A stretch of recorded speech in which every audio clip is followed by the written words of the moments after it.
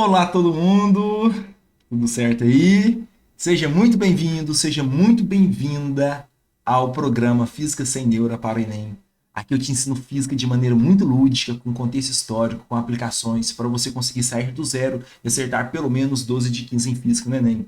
E essa é a semana de aquecimento para o desafio 12 de 15, que começa segunda-feira, dia 11. Então, se você não se inscreveu ainda para esse desafio, já vai na descrição desse vídeo, se inscreve, porque tudo que eu estou fazendo aqui durante essa semana, né, todo esse aquecimento, que são aulas todos os dias, é te preparando melhor para o desafio 12 de 15, que começa agora, né, dia 11. Então, você se inscreve, é gratuito, não paga nada, você vai ter acesso a um tanto de material, vale muito a pena, porque é lá, né, daqui uma semana não, segunda-feira, hoje é quarta, que você vai ter, né, de fato, os pilares ali, né, tudo detalhado para você conseguir estudar em pouco tempo e conseguir 12 de 15 ainda no Enem deste ano.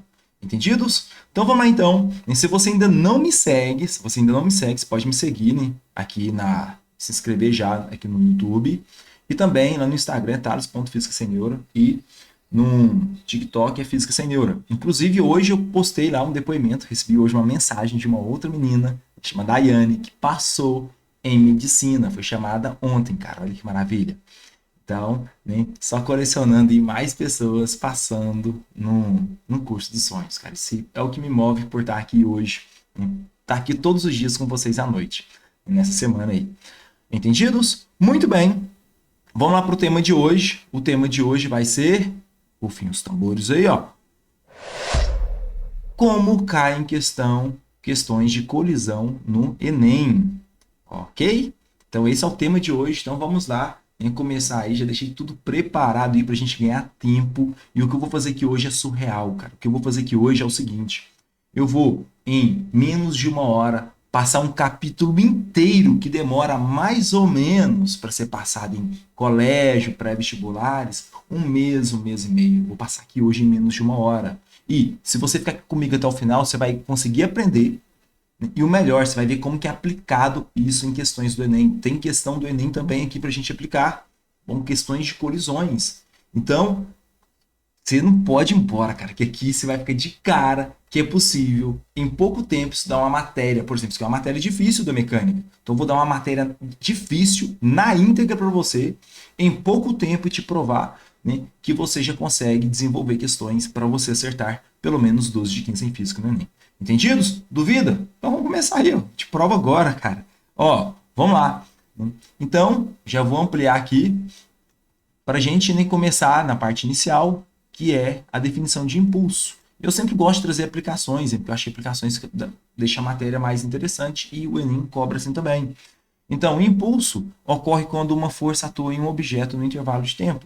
Então, imagina você chutando uma bola, cara. Se você chuta uma bola no intervalo de tempo, por exemplo, deixa eu pegar aqui uma caneta azul, ó. Durante um intervalo de tempo de, sei lá, 0,2 segundos, meu pé foi em contato com a bola. Então, a força que eu fiz vezes o tempo é o impulso que a bola recebeu. Então, a bola está recebendo um impulso aqui, ó, para a direita também. Então, impulso é o quê? Vamos lá. Impulso. Olha como é que é fácil a fórmula. Impulso é a força vezes o intervalo de tempo. Pronto. Então é assim que você calcula o impulso, força vezes o intervalo de tempo. Olha que fórmula simples, né? Bem fácil, de boa, né? Então essa aqui é a primeira fórmula da aula de hoje, a fórmula do impulso. E eu quero te falar uma coisinha que eu acho relevante, é muito relevante inclusive. Impulso e força são grandezas vetoriais. Então, se a força está para a direita, o impulso está para a direita. Então, tem direção e sentido. Se a força está para cima, o impulso está para cima. Entendidos? E toda vez que a gente fala de uma grandeza vetorial, você coloca uma setinha em cima aqui, ó, para mostrar que é uma grandeza vetorial. Pronto. E aí, onde que tem mais impulso acontecendo, além de chutar uma bola de futebol? O tempo todo. Ao empurrar alguma coisa, tem um impulso acontecendo. Um exemplo aqui, ó, que eu deixei aqui do lado aí, ó, que eu acho bem legal. Ó, um vulcão, as lavas, né, dele expelida pode atingir uma altura de 10 metros, cara. Tem noção do que é isso? 10 metros. É muito alto, né? 10 metros, não foi mal, 10 quilômetros, 10 quilômetros. Então a altura que que a lava pode atingir é de 10 quilômetros. Ou seja, 10.000 metros. Então isso aqui é muita coisa. Então isso aqui mostra que no interior da Terra, a força, né, que exercida pela pressão lá, pela temperatura muito elevada, pelo gás que vai, né, gerar muita pressão para expelir essa lava, é tão grande, mas tão grande, que pode impulsionar tanto que essa lava chega a 10 quilômetros de altura. Muita coisa, né? E lembra que o impulso está no momento de ter um toque. Por exemplo, se eu pego um objeto e eu lanço um objeto para cima, no momento em que eu estou em contato com o objeto, eu estou impulsionando. Depois que o objeto saiu da minha mão, ele só ganhou velocidade para ir lá em cima. Então, aí já parei de impulsionar. Tá bom? No meu caso, assim, o impulso que eu faço no objeto é só enquanto ele está na minha mão. Pronto. Então, eu acho que quando eu trago algumas aplicações assim, fica muito interessante, né? E muito provável, eu creio de verdade, que muita gente não sabia que o impulso podia chegar a 10 quilômetros, né? Quer dizer, né? Uma lava de vulcão podia chegar a 10 quilômetros, né? É muita coisa. Entendidos? E aí, essa fórmula aqui, ó, detalhe importante, essa força aqui, ó, da fórmula, só pode ser usada se essa força for constante. Então, obrigatoriamente, essa força tem que ser constante. Ah, professor, e se não for constante? Se não for constante, desce mais um pouquinho aqui, ó, vai ser dado para você um gráfico, e o gráfico é a força sobre tempo, né? Força versus tempo. E na área debaixo desse gráfico aqui, ó, quando você analisa esse gráfico aqui, vai mostrar como é que a força está variando. Saiu de 0, foi até 30. Pode ter certeza que vai formar uma área, e essa área é uma área que você conhece, ou um triângulo, tá bom? Ou um retângulo, né? Ou um trapézio, é a área que você conhece. Aí você calcula essa área, e o valor numérico que se encontrar aqui dessa área corresponde ao valor do impulso. Então pronto. Então, quer saber o valor do impulso se a força for variável? Calcula aqui, ó, a área debaixo do gráfico. Isso é dado para você o gráfico, tá bom? Prontinho. Então, essa é a parte inicial, né, em conjunto com a unidade de medida. Estava esquecendo de colocar aqui a unidade de medida. A unidade de medida de... Só... Deixa aqui mais fininho. A unidade de medida de impulso vai ser... É só lembrar, ó, força é dado em Newton, em homenagem a Isaac Newton. E o tempo é dado em segundo. E aí, em homenagem a ninguém, já é segundo mesmo. Então vai ficar, ó, Newton vezes segundo. Pronto. Essa é a unidade de medida de impulso. Não tem nome especial. Ah, o impulso de 80 newton segundo, 50 newton segundo. Ó, é newton segundo, não é newton por segundo, que por é razão, é divisão. Não é newton por segundo, é newton segundo. Você lê direto, newton segundo. Pronto. Então isso é um impulso, né? O tempo todo existe impulso aí no nosso cotidiano. E bom, saindo do impulso, eu falei para vocês, eu vou ser um pouquinho objetivo aqui nessa aula, porque, né, isso aqui é a introdução. Aqui eu estou te apresentando impulso, agora eu vou te apresentar a quantidade de movimento para a gente chegar em colisões. Que o tema principal da aula é o quê? Colisões. E você precisa saber disso aqui para facilitar lá na frente. Quantidade de movimento, representada pela letra Q. Quantidade de movimento também é uma grandeza vetorial. Se é uma grandeza vetorial, o que eu faço? Coloco uma setinha aqui em cima. Pronto, coloquei. E aí é o seguinte, todo corpo de massa m com velocidade v possui quantidade de movimento Q. Mas sério, professor? Sério? Olha que fácil. Então, tem um objeto aqui, ó, e tem uma massa e uma velocidade. Pode ter certeza que na mesma direção da velocidade existe a quantidade de movimento. Pronto. E como é que calcula a quantidade de movimento? É a massa vezes a velocidade. Só isso. Então, ó, duas fórmulas simples, correto? Impulso é a força vezes o tempo e a quantidade de movimento é a massa vezes a velocidade. Pronto. Então, de início, o que eu queria, em questão de fórmulas, é apenas isso. Não vai ter fórmula além disso que não, gente. Então, olha só, é um capítulo difícil, mas você vai perceber aqui comigo que ele é de boa. E a gente vai fazer questão com índice de erro muito alto, tá bom?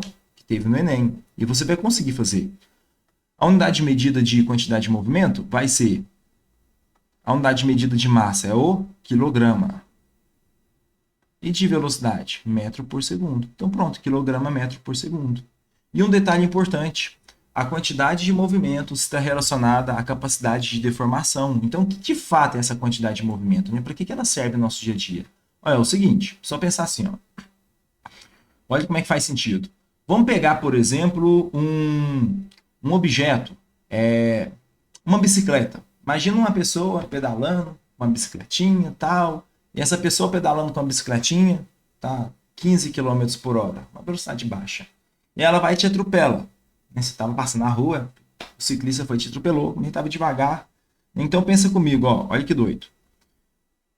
Se quantidade de movimento é a massa vezes a velocidade, aí pensa assim, ó, pô, a massa da bicicleta é pequena, a velocidade da bicicleta é pequena, então a quantidade de movimento é pequena. Então eu não vou me machucar muito, porque a capacidade de deformação dessa bicicleta é pequena, entende? Então tá aí, ó, a quantidade de movimento se relaciona com a capacidade de deformação. Agora, deixa a mesma bicicleta, então agora eu faço o seguinte, ó, pessoal, mesma bicicleta, mesma massa, só que o cara tava muito rápido, cara. Tava, por exemplo, com uma velocidade de, sei lá, 80 quilômetros por hora. Véi, então, se a velocidade é alta, a quantidade de movimento tende a ser alta. Então, se um ciclista com uma velocidade muito alta, ele bate em você, você vai machucar muito, muito mesmo, tá bom? Porque aumentou a velocidade, aumentou a quantidade de movimento, é diretamente proporcional, e aí aumenta a capacidade de deformação. Agora vamos pegar um exemplo diferente. Vamos pegar um objeto com a velocidade pequena.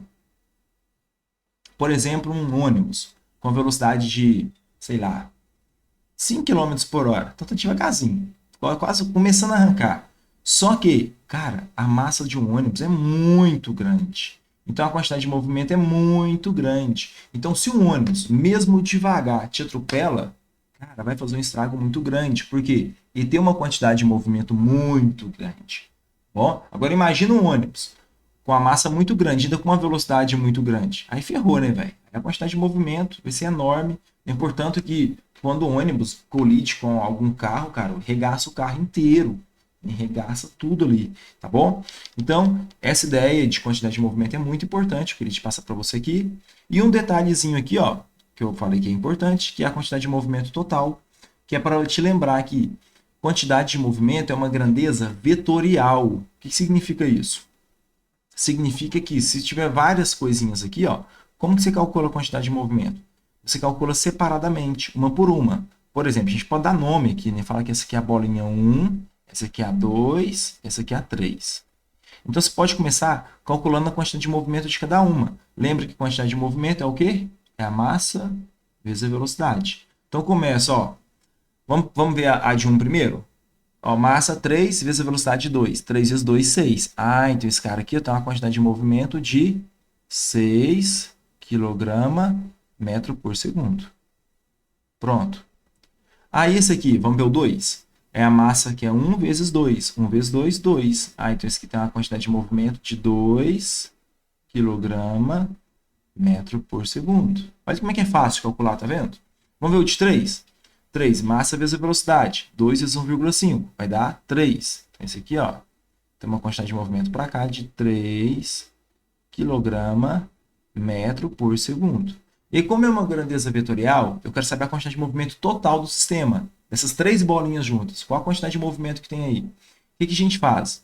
A gente faz o seguinte. Toda vez que tiver vetores na mesma direção em sentido oposto, então o que você tem que fazer? Você tem que lembrar que uma é negativa. Então, se essa aqui é positiva, ó, que é positiva, essa aqui é negativa, tá bom? Então, você subtrai, tá vendo? Então, vai ficar 6, quando você faz a soma, 6 menos 2.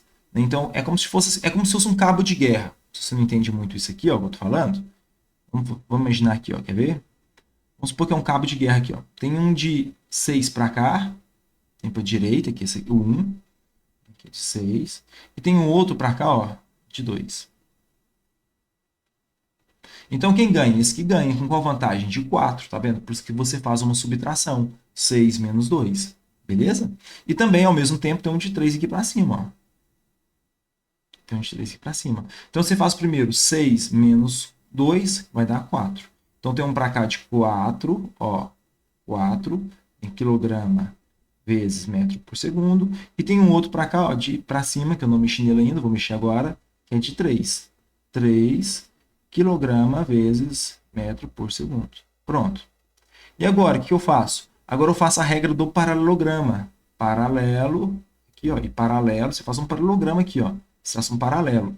Se você tem dúvida em regra do paralelograma, a gente tem uma playlist completa só de soma de vetores, só falando de vetores. Você vai no meu canal, vai em playlist, no canal Pesquisa Sem Neuro, onde você tá, vai em playlist, você vai ver lá, vetores. Cara, tem tudo de vetores. Inclusive, essa parte de vetores eu tirei lá do curso Desvendando o Código da Física. Então tá na íntegra, com exercício resolvido. Cara, tá muito top, sério mesmo. Vale a pena, beleza? E aí, o que que eu faço agora? Agora eu faço a diagonal aqui, ó. Essa diagonal é minha quantidade de movimento total. Ó. Então tá aqui, ó. Quantidade de movimento total. E como que eu faço nesse momento aí? Pode falar para mim aí, ó. O que que eu faço para achar a quantidade de movimento total quando eu tenho um de 3 e um de 4? A gente faz um Pitágoras, tá bom? Então lembra do Pitágoras, ó, a quantidade de movimento total, a gente chama de t ao quadrado, é o quê? Esse aqui ao quadrado. Quando está perpendicular entre si, você faz um Pitágoras. Ah, professor, tem dúvida nisso. É facinho de resolver. Tem uma playlist aqui e você consegue visualizar tudo com muita facilidade. Mas eu posso fazer um resuminho para você, ó, mais ou menos assim, ó. Tira minha luva aqui para você visualizar melhor. Ó, toda vez que você tem vetores na mesma direção, vamos supor que a setinha da caneta é a setinha, tá bom? Na mesma direção e mesmo sentido, o que você faz? Soma, fica um grandão aqui, ó. Quando você tem vetores na mesma direção, sentido oposto, o que você faz? Você subtrai, tá bom? Então, soma, subtrai, igual a gente fez ali, ó. E quando é perpendicular entre si, manda um Pitágoras. Prontinho, só isso. Faz um Pitágoras com esse e com esse que dá certo. Então, olha como é que é fácil. Aqui. Então, fica 3 ao quadrado mais 4 ao quadrado. 3 ao quadrado é igual a 9. 4 ao quadrado é igual a 16. 9 mais 16 é igual a 25. Então, fazendo já aqui direto, ó, essa quantidade de movimento total ao quadrado é igual a 25. Tira da raiz a quantidade de movimento total, temos aqui, é igual a 5 kg vezes metro por segundo. Pronto. Então, ó, já te apresentei impulso e quantidade de movimento. Impulso está relacionado à força e o tempo. E quantidade de movimento, a massa e a velocidade. Para onde está a velocidade, vai estar a quantidade de movimento. Para onde vai estar a força, vai estar o impulso. Tá bom? E aí existe a relação entre os dois. A relação entre os dois é o seguinte. Ó, relação entre impulso e quantidade de movimento. Teorema do impulso. Olha como é que é de boa. Se você tem um objeto, né, com uma certa velocidade, e vamos supor que você tem velocidade e tem quantidade de movimento inicial. Aí vamos supor que daqui para aqui ele foi impulsionado, teve um impulso aqui, sofreu uma força no intervalo de tempo. E ao sofrer essa força aqui, o que vai acontecer? A quantidade de movimento inicial dele aumentou, então afinal é maior. Então a inicial é a mesma, mas ele sofreu um impulso a favor, então ele ganhou uma velocidade, consequentemente ganhando quantidade de movimento. E aí o teorema do impulso fala o seguinte, que o impulso, olha que legal, uma outra maneira de você achar o impulso, basta você pegar a quantidade de movimento final e subtrair da quantidade de movimento inicial. Pronto. Então você acha, né, o impulso. Então tem 3 maneiras para você achar o impulso. 3 maneiras. A primeira, pela fórmula, né? Lembra? Impulso é o quê? É a força vezes o tempo. Outra, pela área debaixo do gráfico, né? Você calcula que a área debaixo do gráfico, a força por tempo. Essa área é o impulso, correto? E agora, pela variação da quantidade de movimento. Se você pega a quantidade de movimento final e subtrai da inicial, você tem um impulso. Olha que simples. Em muitos livros escrevem essa fórmula assim, ó. Você vai ver escrito assim, ó. Impulso é igual a variação da quantidade de movimento. Você vai ver ela escrita assim também. Ah, eu tenho uma quantidade de movimento inicial de 80 e no final é 120. Então você faz 120 menos 80, vai dar, né, o valor aí. 120 menos 80 vai dar 40. Pronto. Facinho.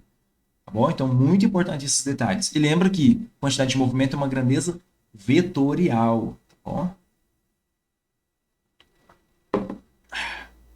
Por isso que eu dei esse exemplo, né, aqui embaixo para vocês. Ó. Você lembrar que quando está na mesma direção, no mesmo sentido, você subtrai. Tá vendo? É uma subtração perpendicular. Então, momentos importantes da aula aí. E aplicação? Agora a gente está chegando na parte Enem, que o Enem gosta. Ó, inclusive, isso aqui, ó, já vou dar um spoiler. Isso aqui, a questão do airbag, é uma das questões que vai ter, nem é do airbag, é a questão do cinto de segurança do Enem. É uma das questões que vai estar no desafio 12 de 15, tá bom? Então, para você que já está assistindo isso aqui, você vai tirar essa questão de letra. Eu não vou falar da questão aqui, mas você vai ver ela lá, você vai saber fazer sim. E lá eu vou te mostrar outras maneiras de fazer o mesmo tipo de questão. Num desafio, spoilerzinho aqui, ó. Num desafio eu vou te ensinar a fazer questão mesmo não tendo estudado a matéria. É muito louco, velho. É muito louco. Então, o desafio vai ter imperdível, cara. E eu tô caprichando, igual nessas aulas aqui, ó. Você vai ficar de cara mesmo nas aulas do desafio, que é a aula quarta, quinta e sexta na semana que vem. Ó, airbag é uma aplicação que eu quero trazer para vocês. Primeira coisa que eu quero falar aqui, ó. Quando dois carros de mesma massa e mesma velocidade se colidem, dois carros se colidiu. Primeiro, ó. Vamos lá. Os carros têm a mesma massa e a mesma velocidade. Então você concorda que antes, né, a quantidade de movimento inicial dos carros é tudo igual? A quantidade de movimento inicial é calculado pela massa vezes a velocidade. Aí depois da colisão eles param, correto? Então, a quantidade de movimento final é igual a zero. Então, se um carro tem massa e velocidade, tem quantidade de movimento que você calcula assim. Pronto. Depois ele parou, então é zero. E aí eu falei para vocês agora que o impulso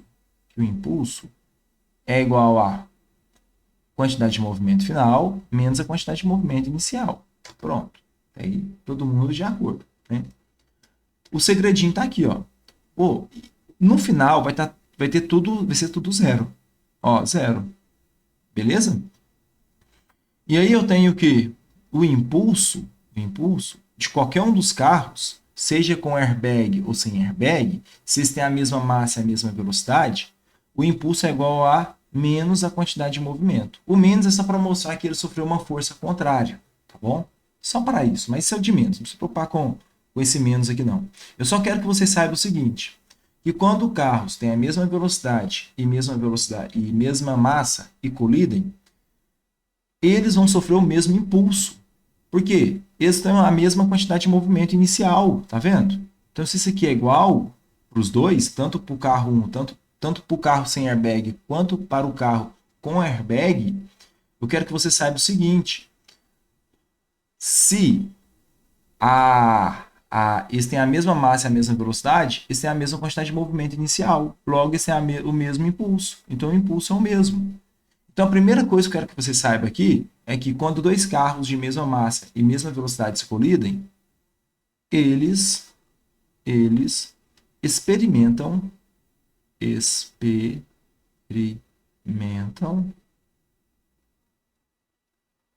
ou não, o mesmo impulso.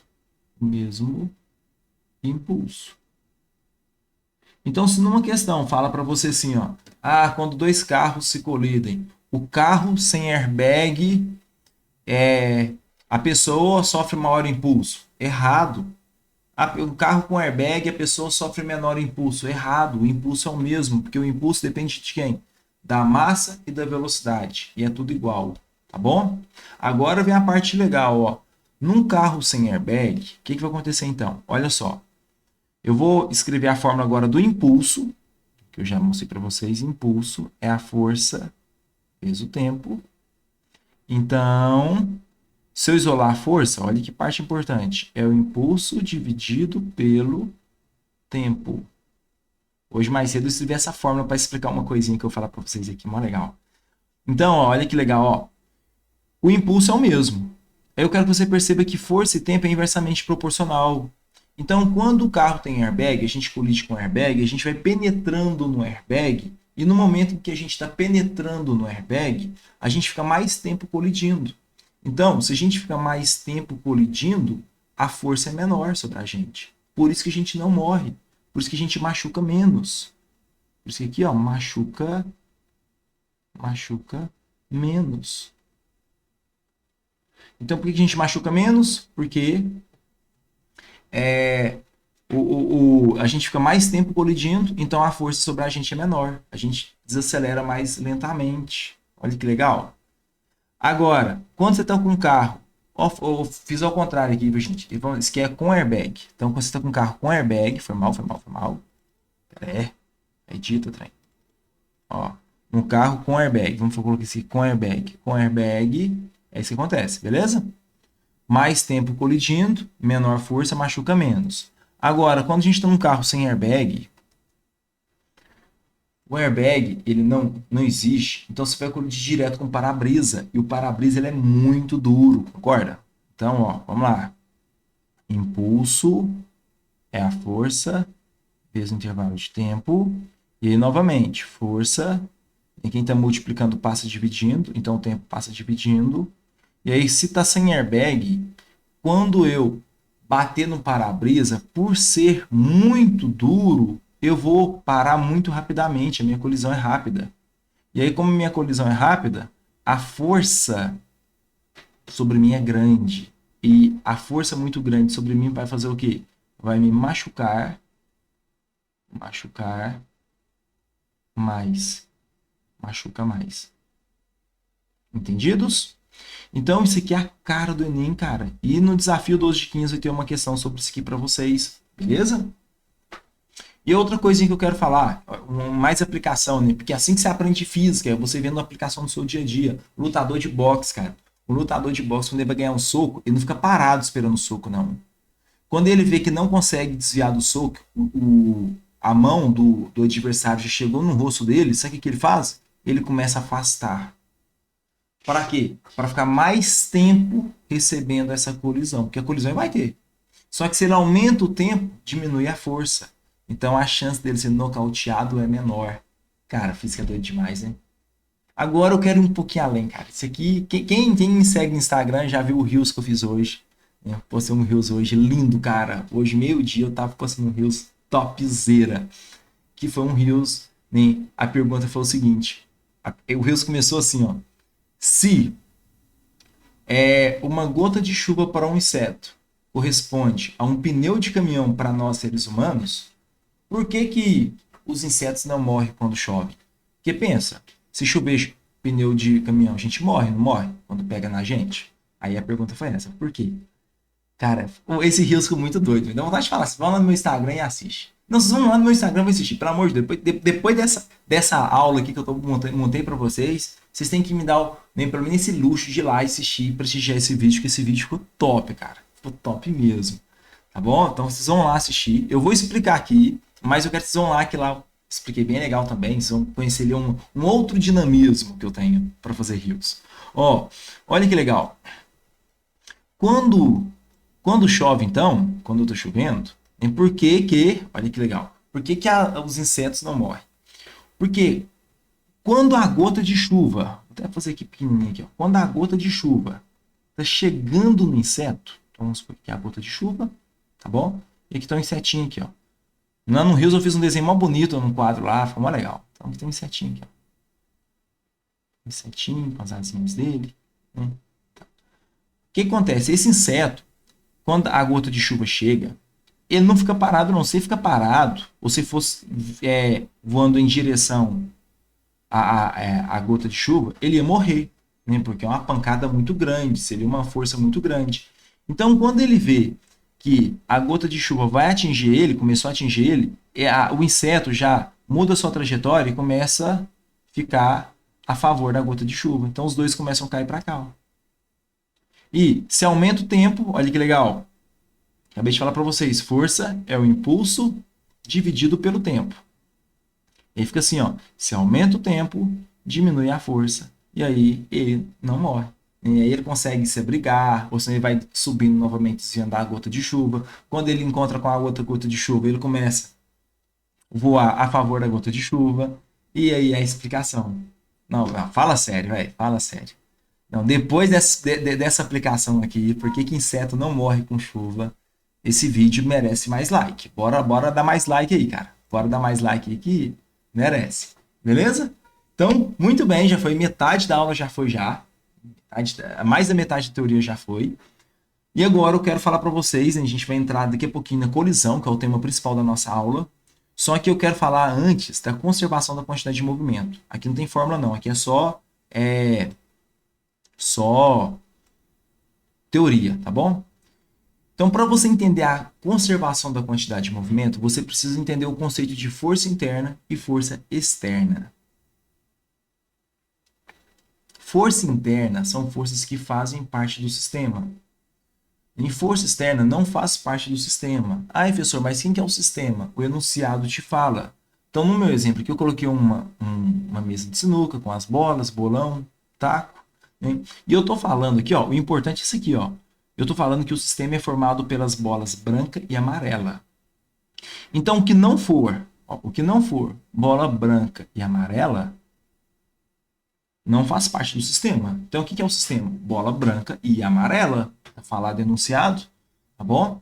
Então, quando você dá uma tacada na bola branca, opa, o taco aqui, ó, esse taco, ele faz parte do sistema? Não. O sistema é formado só pela bola branca e amarela. Então, quando o taco faz uma força na bola branca, faltou o N aqui, né? O que acontece? Nós temos uma força externa atuando, tá bom? Então, temos uma força externa atuando. Então, vamos escrever aí, ó. Força externa que atua. Força externa. Só que depois que a bola branca adquiriu velocidade, tá vendo aqui, ó, ela vai bater na bola amarela. Pá! E quando ela bate na amarela, então a bola branca bate na bola amarela, tanto a branca quanto a amarela faz parte do sistema, então temos uma força interna. Pronto. Aí a bola amarela ganhou velocidade, ela recebeu a força aqui, ó, e vai bater na bola preta. Então a bola amarela bate na bola preta. A bola preta não faz parte do sistema. Então, se a bola preta não faz parte do sistema, temos uma força externa novamente. Olha como é que é fácil. Muito de boa, né? E aí, olha só. Quando no sistema atuarem apenas forças internas ou a resultante das forças externas forem iguais a zero, ocorre a conservação da quantidade de movimento. Então, se falar no sistema que todas as forças são internas, ou falar a resultante de força externa é igual a zero, ou seja, uma que era para a direita cancelou com uma que era para a esquerda. Então, se isso acontece, você pode escrever isso aqui, ó, que a quantidade de movimento antes é igual a quantidade de movimento depois. Pronto, tá aí. Então, quantidade de movimento antes é igual a quantidade de movimento depois. Prontinho. Então, esquece essa parte rapidinha mesmo. De maneira geral, deixa eu contar para vocês uma coisinha aqui, ó.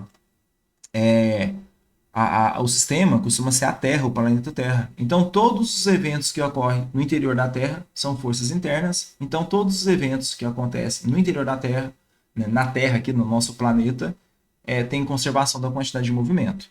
E aí, principalmente as colisões. E a gente entra no tema principal da aula de hoje, que é colisões. Então, ó, colisões. Então, ó, colisão é quando um objeto bate no outro. Então, aqui é a parte da física da parte desse capítulo que o Enem mais gosta é colisão. Por isso que eu vou focar mais aqui. Então, nessa parte de colisões, eu quero que você saiba o seguinte. Ó, em toda colisão, sem exceção, há conservação da quantidade de movimento. Por isso que eu falei, né? Tipo assim, mas por quê? Porque são tudo força interna. Em todos os carrinhos fazem parte do sistema que está colidindo, os objetos. Então, em toda colisão, vou te ensinar a classificar a colisão, mas já adianta uma coisa, muito importante. Em todas elas, você pode escrever isso aqui, ó. Quantidade de movimento antes, ó. Quantidade de movimento antes é igual a quantidade de movimento depois. Tanto para essa primeira, que é chamada de elástico, eu vou falar dela para você, tanto para essa aqui, ó, que eu vou chamar de inelástica, a quantidade de movimento também se conserva. Você vê aqui, ó, a quantidade de movimento antes é igual a quantidade de movimento depois. E até mesmo para essa última aqui, que é chamada de inelástica, é a mais peculiar, ela também ocorre a mesma coisa. A quantidade de movimento antes é igual a quantidade de movimento depois. Então, em toda colisão, isso acontece. Inclusive, isso é a principal informação que você precisa ter sobre isso, tá bom? Sobre essa conservação da quantidade de movimento. Agora eu vou te ensinar a classificar os tipos de colisão. São três. A primeira é simplesmente chamada de elástica. Na colisão elástica, acontece, né, além da conservação da quantidade de movimento que sempre ocorre, também tem a conservação da energia cinética. Energia cinética, para quem não conhece, é a energia do movimento, em que é calculada assim, a energia cinética. Inclusive, deixa eu adiantar. Sexta-feira, eu acho que é sexta-feira mesmo. Eu sei que tá feriado amanhã, mas eu vou estar aqui amanhã e vou estar aqui também sexta-feira, tá bom? Vou estar aqui porque é comprometimento, pô. Quem quer passar em medicina, aproveita feriado para estudar, de verdade. Quer passar em odonto, direito, aproveita feriado para estudar. Eu vou aproveitar para ir para praia. Aí o ano que vem, você também vai para praia, mas você vai estar fazendo cursinho, talvez. Entende? Feriado, não é para ficar bitolado, então não tem que descansar, não, pode descansar, mas tem que estudar também.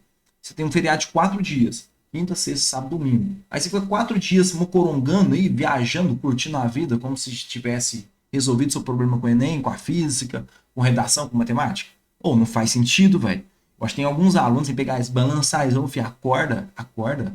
Eu passei medicina depois de 5 anos e eu aproveitei, para quem não sabe, eu já passei medicina. Na semana da física, no desafio 12 de 15, na semana que vem, eu vou falar um pouco da minha história para vocês.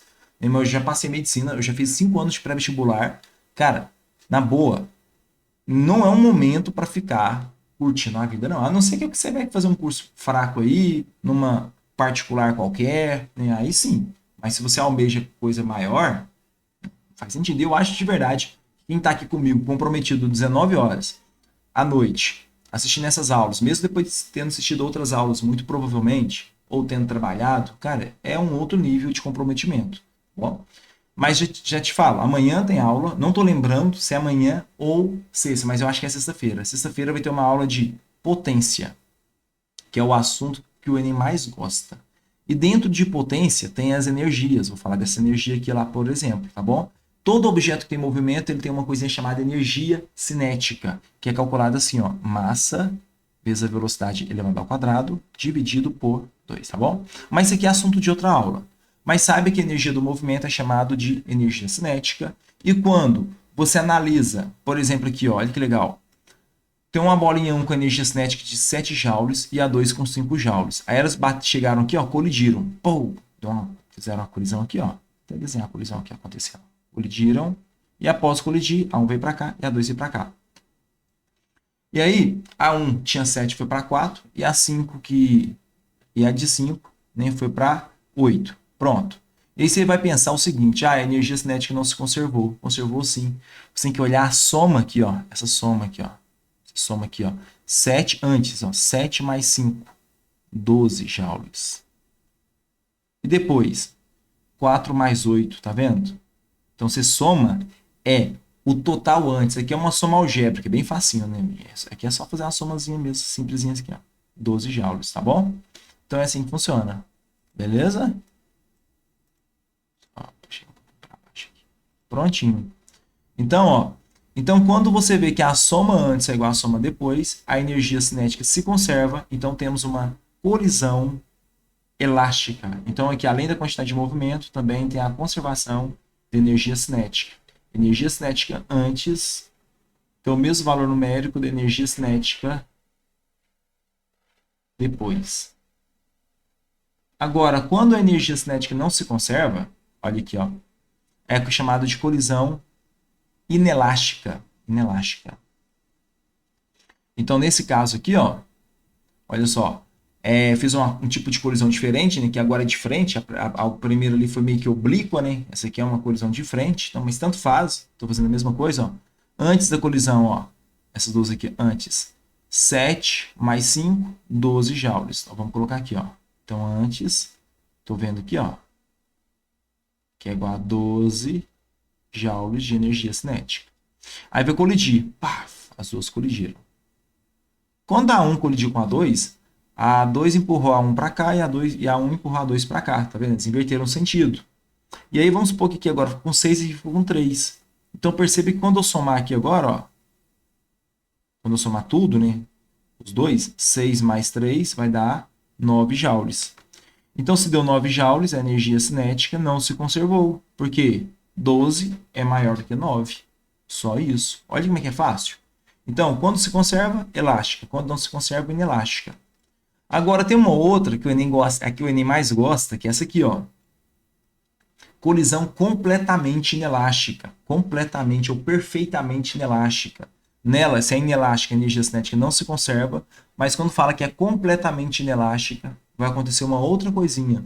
Após a colisão, colidiu, e após a colisão, os corpos vão permanecer juntos, grudados. Olha que loucura. Então, ó, esse 1 vai bater no 2, vai bater aqui é o momento da colisão, colidiu. E depois da colisão, o que vai acontecer? Ambos, vamos supor que o 1 saiu arrastando o 2 para cá, ó. Então, ambos vão, né, tá junto com uma mesma velocidade ali, os dois vão estar com a mesma velocidade, e com uma energia cinética bem menor. Vamos supor que a energia cinética aqui é de total aqui, ó, dos dois juntos, 3 joules. Então, nesse momento, quando ocorre esse tipo de colisão, é quando perde maior energia cinética possível. Esse é o pior tipo de colisão que tem. É quando, um exemplo assim, em nosso dia a dia, é quando um carro colide com um caminhão em alta velocidade e o caminhão está com uma quantidade de movimento tão grande, com uma energia cinética tão grande, que sai arrastando o carro, sabe? E o carro fica junto, fica grudado ali, todo deformado. Aí, professor, para onde que foi essa energia cinética?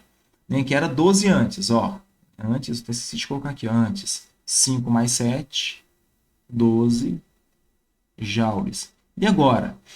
Gente, então por que de 2, 12 foi para 3? Porque o restante, os 9 joules aí, foi para onde? Foi para deformação. A energia para deformar os objetos, os corpos, para gerar som, calor. Então, a energia aqui não se conserva e se o objeto fica junto, né, é chamado de colisão completamente inelástica. Então aqui, ó, os corpos permanecem juntos, né? Um só corpo, um só espírito. Tá bom? Então pronto, essa aqui é a teoria. E para fazer questão sobre isso, como é que a gente faz? É o seguinte, ó. Quando a questão envolve colisões elástica e inelástica, né, eu quero que você imagine o seguinte, ó. O 1, que é uma massa, o que eu fazer pro de cima é igual pro de baixo. Então aqui tem a massa M1, tem a massa M2, né? E como é que funciona? Lembra que quantidade de movimento? Acabei de falar para você. Não é a massa vezes a velocidade? Então é só você substituir nessa fórmula. Então antes, ó, eu tenho a quantidade de movimento do carrinho 1 com a quantidade de movimento do carrinho 2. E depois, eu tenho a quantidade de movimento do carrinho 1 mais a quantidade de movimento do carrinho 2. Aí é só você substituir. Vou aumentar aqui para ficar melhor para você visualizar de sua casa. Ó, quantidade de movimento do carrinho 1. Aí o depois pode chamar de linha. Q1 linha, Q2 linha, que costuma mudar, tá bom? Aí fica assim, ó. A quantidade de movimento de 1 é a massa de 1 vezes a velocidade de 1. Aí você soma com a massa de 2 vezes a velocidade de 2. Aí o final, como é que fica? A massa de 1 não altera vezes a velocidade que eu tenho agora, V1 linha, somado com a massa de 2 vezes o V2 linha, que é a nova velocidade. E aí a questão vai te dar um tanto de coisa. Vai te dar as massas, a massa M1 e M2. Vai te dar, por exemplo, a velocidade antes dos dois. E vai te dar, por exemplo, a velocidade de 2. Quer saber a velocidade de 1. Entende? É sempre assim. É sempre dado para você o tudo aqui, só fica faltando um ingrediente para você encontrar. Tá bom? Então é bem de boa. É só você fazer isso aqui. Aqui, ó, é a mesma coisa para quando é inelástica. É para fazer. Mesma coisinha. Você mais direto aqui, ó. Massa de 1 vezes V1 mais massa de 2 vezes V2 é igual massa de 1 vezes V1' somado com massa de 2 vezes V2'. Vai ser dado para você quase tudo. Fica faltando só uma coisa para você encontrar. Pronto, facinho. E esse aqui, esse que muda, ó.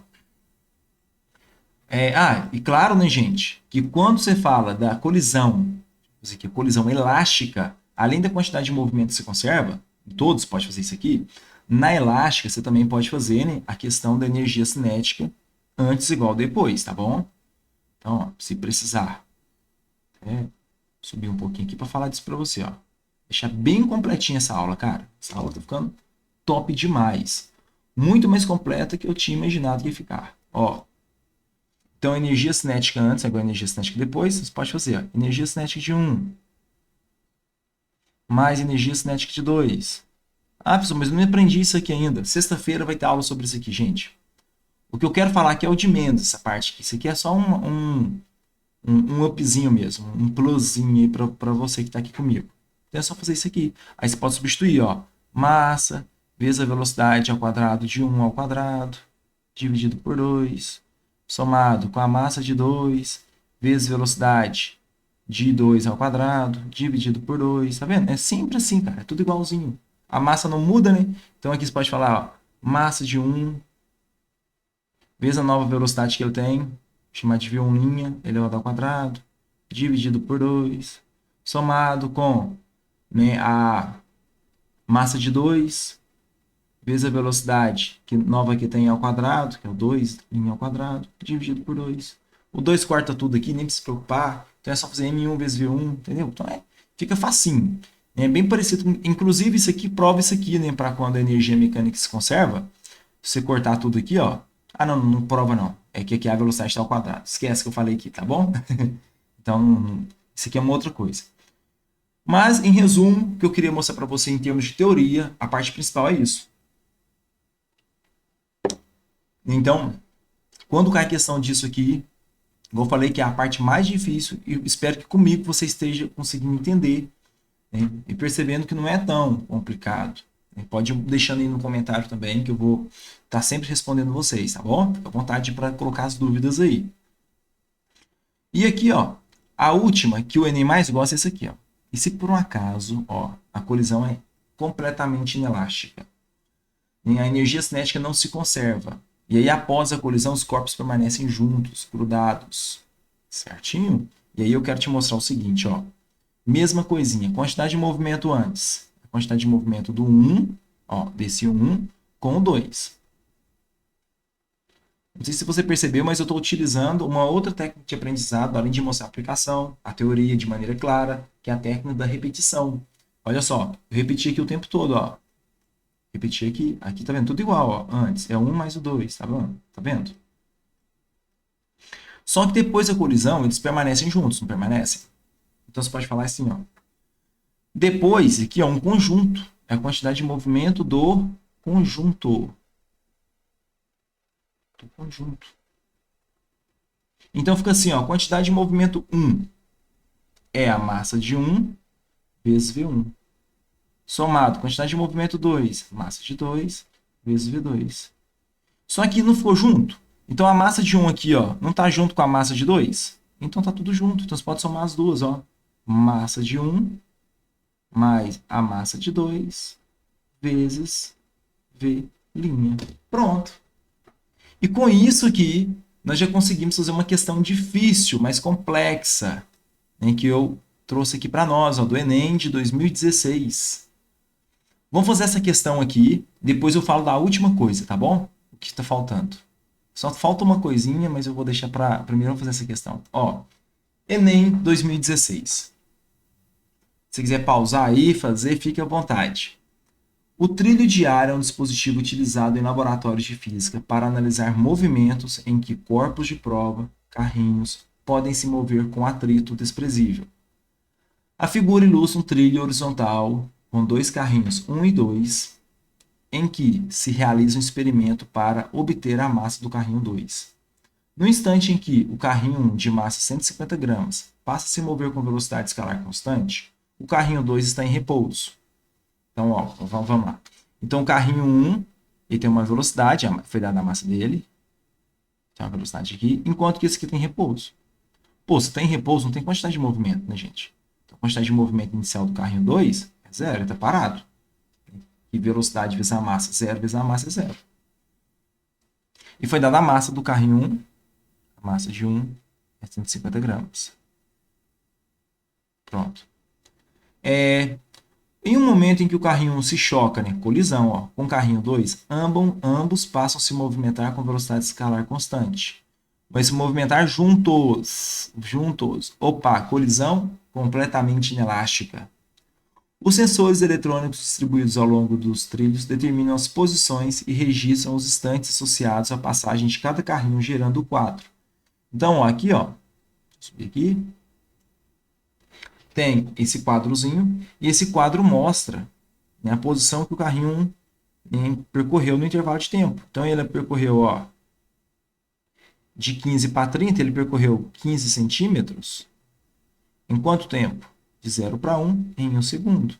Ô, gente, ó, pensar como físico, hein? Isso aqui vai ser também um dos pilares no desafio 12 de 15 na semana que vem. Toda vez que você tem a posição, a variação da posição em um tempo, você tem a velocidade. Olha só, estou te mostrando aqui, ó. Ele andou 15 centímetros em 1 segundo. Então, V1 é de... Ele está com a velocidade de 15 centímetros por segundo. Pronto. Aí, professor, depois? Vamos ver depois? Ó, de 75 para 90, ele andou que tanto? 15 de novo, não foi? 15 centímetros. Mas em quanto tempo? Agora o tempo foi diferente, ó. De 8 para 11, 3 segundos. Então, você faz 15 dividido por 3.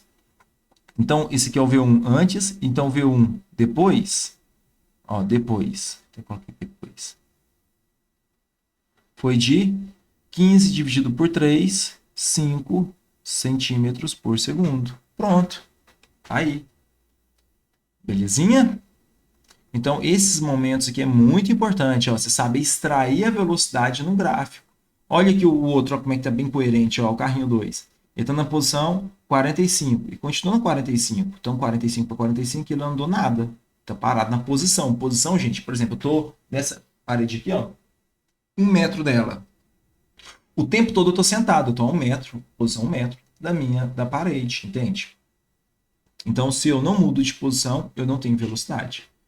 Então, pronto. Então fala, né? Foi falado enunciado mesmo, que antes você estava aqui, em repouso. Agora, olha aqui, ó. Depois, na segunda parte, ele foi de 75 para 90, né? Então, ele andou 15 metros, 15 centímetros, quer dizer, no intervalo de tempo de 3 segundos. E, de fato, ele está andando junto, olha só. Enquanto esse que tem 75, esse que também tem 75. Esse que tem 90, tem 90. Eles estão juntos, é um só corpo, entende? Então, por isso que a velocidade depois aqui, ó, dos dois juntos, é de quanto? É de 5 centímetros por segundo. Para quem não sabe, tá confuso aí, velocidade é só você olhar a variação da posição que teve dividido pelo tempo, tá bom? Então você pega a variação de posição, 15, e divide por aqui, você acha a velocidade. Prontinho. Como estamos até agora? Então o que eu fiz até agora, ó, eu olhei o gráfico para olhar a posição, a velocidade. E eu nem li o que está pedindo. Vamos ler aqui agora, ó. Com base nos dados experimentais, o valor da massa do carrinho 2 é de... Então, quer saber? M2. De boa, né, gente? O que vocês acham? Porque, ó, em toda colisão, em todas elas, o que se conserva? Fale para mim. Em toda colisão, o que se conserva? Se conserva a quantidade de movimento. Então, eu posso fazer isso aqui, ó. Quantidade de movimento antes é igual a quantidade de movimento depois. Gente, é sempre assim. Enem, todas as questões do Enem é assim. Envolve colisões, todas. Tudo é assim, velho. É muito tranquilo. Então, quantidade de movimento antes. Ah, o carrinho 1 somado com o carrinho 2. Sim. Eles ficaram juntos. Então, depois é o quê? É a quantidade de movimento do conjunto. Eles ficaram juntinhos. Quantidade de movimento 1. M1 vezes V1 mais M2 vezes V2 é igual a soma M1 mais M2, que estão juntos, vezes a nova velocidade, que é o chamado de velocidade depois, né? Eles ficaram juntos, depois. Pronto. Substitui agora, vai lá. Ó, a velocidade 1 nós descobrimos, né? Eu esqueci a massa, deixa eu olhar aqui em cima. Okay. A massa do carrinho é 100, aqui, ó, tá aqui, ó, 150 gramas. Então vamos lá. Igual eu falei para você, é dado tudo, cara. Só pede uma coisinha, é bem de boa. Ó, 150 vezes a velocidade, que é 15. Nós encontramos um quadro. Aqui é zero, né, velho? Então, ó, massa de 2, eu não sei. Só que a velocidade é zero, então vai dar zero. é igual M1 mais M2 vezes a velocidade depois, que nós já sabemos que é 5.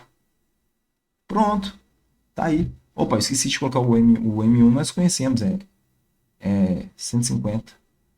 Então, ó, 150 mais M2, pronto, matou a questão, velho. Matou a questão sem neura. Tá vendo? Sem isso aqui, se você estiver aprendendo agora, talvez você esteja passando por um desconforto mental. Super normal, faz parte do aprendizado, velho.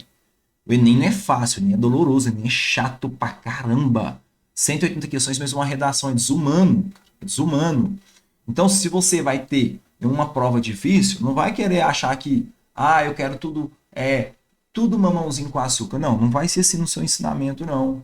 Então, se você está passando por um desconforto mental agora, faz parte do aprendizado, e esse aprendizado você vai adquirir, você vai utilizar dele lá no dia da prova. Pronto. Tá bom? Agora, se você já tem uma base de estudo isso aqui, talvez você não conseguia fazer essa questão, você está tendo facilidade. Ótimo, que bom. Bom, então vamos fazer aí agora, ó. O que eu posso fazer? Perceba que, vou até fazer assim, ó, vou reescrever aqui só para você ver uma maneira que eu gosto de fazer para ganhar tempo. 15 vezes 50, que é zero, né? Vou colocar, é igual a 150 mais M2, que multiplica por 5. Cara, tudo é divisível por 5, então divide tudo por 5, de um lado e de outro.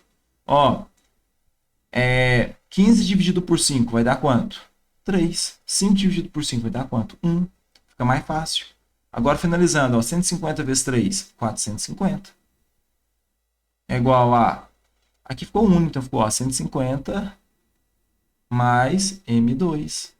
150 está somando, passa subtraindo. Então fica 450 menos 150 é igual a M2.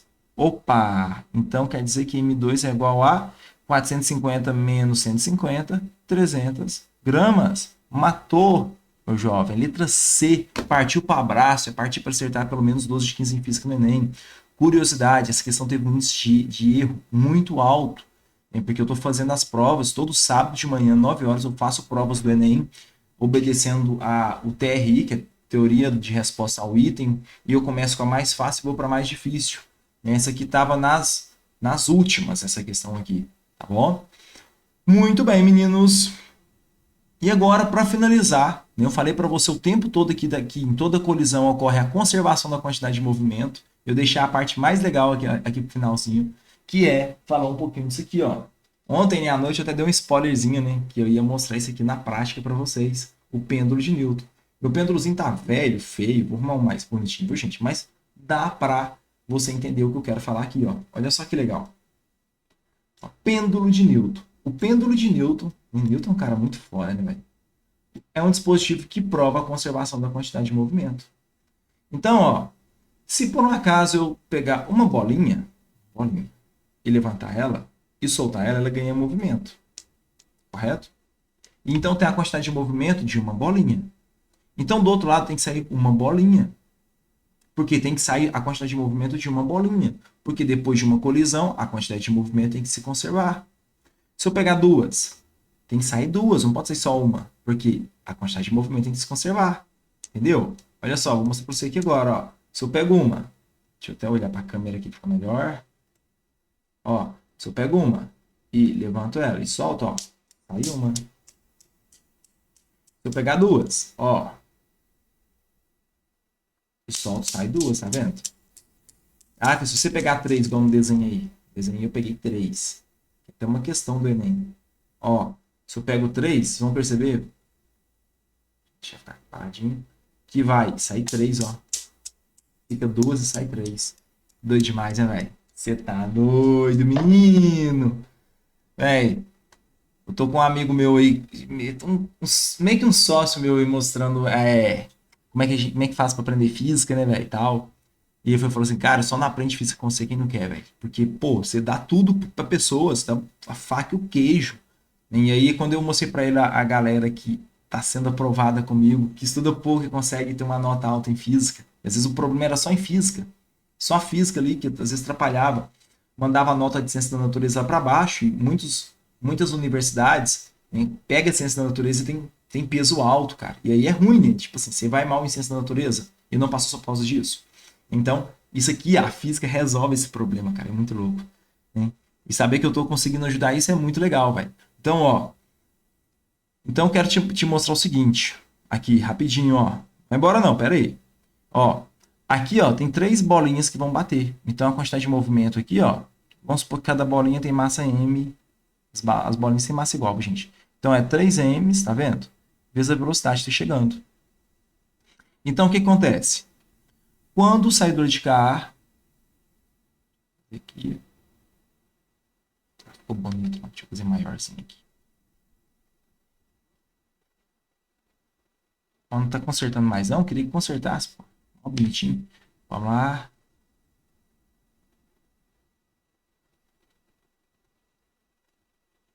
Ah, não tá consertando, sacanagem. Mas deixa assim então.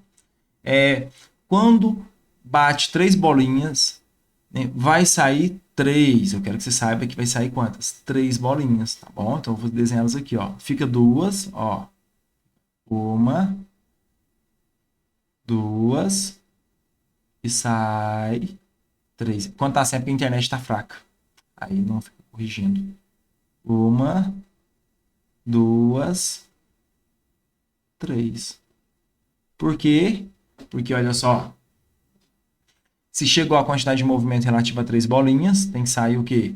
A quantidade de movimento relativa a 3 bolinhas. Então, quantidade de movimento depois. Então, esse aqui é o antes. Antes. Esse aqui é o depois. Então, o depois é igual ao quê? 3 massa vezes a velocidade. Olha que lindo. Então, Isaac Newton é o cara que construiu um dispositivo para provar isso tudo que a gente falou hoje. Ô, gente, muito legal, né? Você tá doido. E aí, a última questão que eu tinha deixado aqui para você, ó, você já sabe a resposta. Eu falado, o pêndulo de Newton pode ser constituído por 5 pêndulos idênticos suspensos em um mesmo suporte. Em um dado instante, as esferas de 3 pêndulos são deslocadas para a esquerda e liberadas, deslocando-se para a direita e colidindo elasticamente com as outras 2 esferas inicialmente paradas. O movimento dos pêndulos após a primeira colisão está representado em letra C. Pronto. Facinho. Acabei de desenhar para vocês aí. Ô, gente, espero de verdade ter conseguido, né, contribuir aí para os seus estudos. Vou disponibilizar agora, nesse momento, o mais rápido possível, esse material para vocês. Cara, mas é muito louco, mano. Tá aí, ó, em 1 hora eu consegui passar para você um capítulo inteiro na íntegra, considerado difícil, né, com questões do Enem. Espero muito ter conseguido te ajudar. Pode, você vai ver que na descrição do vídeo, se você ainda não se inscreveu ainda para o desafio 12 pode se inscrever. Você pode inclusive pegar esse link, copiar ele e mandar para quem você quiser. Fica à vontade para compartilhar essa ideia, esse meu projeto aí de ensinar Brasil, de ensinar física para esse Brasil afora, de maneira mais didática possível. Nem que é isso que me move. Foi muito louco. Ano passado, só curiosidade, ano passado eu tava dando muita aula, eu fiquei afastado no digital, velho, eu tava mal, tava ganhando bem nos cursinhos, tava mal, sim. Eu viajava, durante o trajeto meu do carro para os lugares, eu ficava, assim, muito mal, velho. Tinha um lugar, velho, que eu tinha 2 aulas para dar toda a física pra galera da tarde. 2 aulas. E eu dava a física sozinho, não dividia com outro professor. E não tem como, velho. Tipo assim, num presencial, não tem como.